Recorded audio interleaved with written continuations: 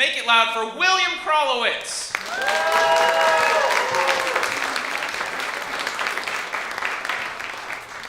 Good evening. So my name is William. It's a great name. I like the name William, but everybody wants to rename me. I met a guy recently. I introduced myself, and he said, "Nice to meet you, Bill." I said, actually, I prefer William or Will. And he paused for a minute and goes, "Well, you know what? I'm going to go ahead and call you Bill." "Well, I'm going to go ahead and call you Richard because you're kind of being a dick." It's William. Ladies, it's Will. Yum. That's right, ladies, just got the new glasses. These thick-ass lenses make my brown eyes pop. Hashtag glaucoma. I've been wearing glasses since I'm 8 years old, and when I found out I had to wear glasses, my mother got mad at me. I would get blamed for all my afflictions. It's like, he needs glasses. That's because you sit too close to the television. He needs braces. I told you not to chew like that. He has asthma. Oh, he's just too lazy to breathe. No, it's because you smoked all through the pregnancy. Don't blame her. Back in those days, 4 to 5 doctors recommended smoking to expectant mothers, to calm their nerves. Like, relax. Have a glass of wine. That's why I was born with asthma and a hangover. Welcome to the world. Turn off that light. Wham! Wham! So I had asthma. I got COVID, the OG COVID back in 2020, and I ended up in the hospital. I was in there for 5 days. They took excellent care of me. Getting ready to get out of the hospital, the doctor comes in and goes, "We noticed on the MRI that you have arthritis in your spine." It's like, "What, from the COVID?" I said, "No, sometimes the parents will pass it down. Did either one of your parents have arthritis?" "My mom's got arthritis, but she has it in her hands. But she used to always hit me in my spine. That must be how she passed it down." That's not how that works. So I was home for a while. I went back to work, and I had lost my sense of smell completely. And I know this because I have a stinky coworker that I have been avoiding for years. And I went back to work, and I couldn't smell her. And I discovered something about her. She's delightful. Oh my God, all these years I've been avoiding one of my favorite people on the planet. So I guess for me, COVID was a little bit of a blessing. So thanks, China. Thank you for COVID. I'm in my last year at work. I'm retiring at the end of the summer. It's been great, yep. It was hard going back to work, though, getting back into the swing of things, and things that just don't annoy me a lot more because it's my last year. I was in the restroom at my day job.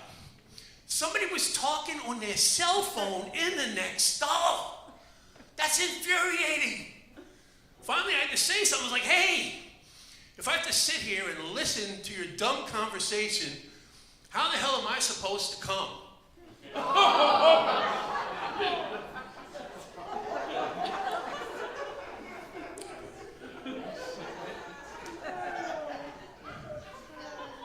My break's almost over. I'm trying to concentrate. Will you please shut the hell up or say something sexy? To which they replied, "Will you please leave the ladies' room?"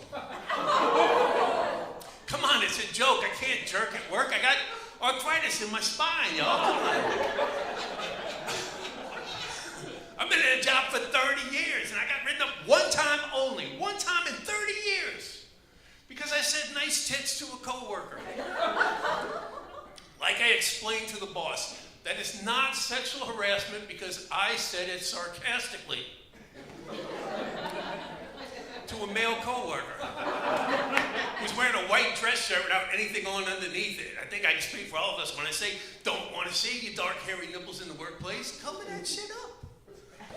But now I'm saying what I want to say. The boss comes by and goes, "Hey, got any big plans for the 3-day holiday weekend?" I said, "I'm going to try to get in 9 holes this weekend." He goes, "We should golf together." I said, "I don't golf." He said, "That's inappropriate," and he sent me home early. All right, 3.5-day weekend.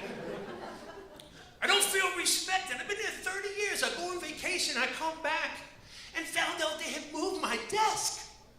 I've been at that desk for 30 years. You couldn't sit down and talk to me about it before you make that decision? because we move you 2 up and 1 over. How do you think I feel? I was moved diagonally across the board right next to the queen. I don't even go to church, I'm the bishop. I said, no offense, I think you're the bishop because you're kind of a dickhead. Chess players will get it. So I have 2 grown sons, and you know, you want your sons to do well, and they have. They grew up in Milwaukee, Wisconsin, and they got good educations. And when they were still in college, they took me out for Father's Day. And we're enjoying a nice Father's Day meal. A couple comes in with a 5 or 6-year-old kid. They sit down at the table next to us. The kid starts just banging on the table, making a racket. And the parents say nothing. Then the kid gets up to the table and starts running around the restaurant. The parents ignore him. And I have 2 sons. I have one son that looks just like me. My other son looks just like his mother. The son that looks like me turns to me and goes, Dad, I want to thank you for not allowing us to behave like that when we were kids. And if I have kids, I'm not going to let them behave like that either. I hope I can be as good a father to my kids as you were to me. I was touched. I thought I was going to get emotional. So I reached out and I gave him a little smack in the head. I said, get your elbows off the damn table. And I stuck my foot out and I tripped that little bastard as he ran by. Because it takes a village. I just visited my grandchildren last week, and I stayed in my granddaughter's room, my oldest granddaughter, and she was kind enough to let me stay there. She said, I have one request, Grampy.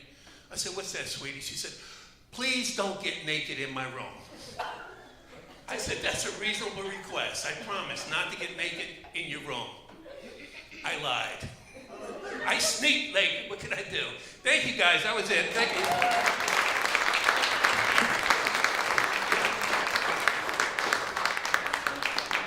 One more time again for William Krolowitz.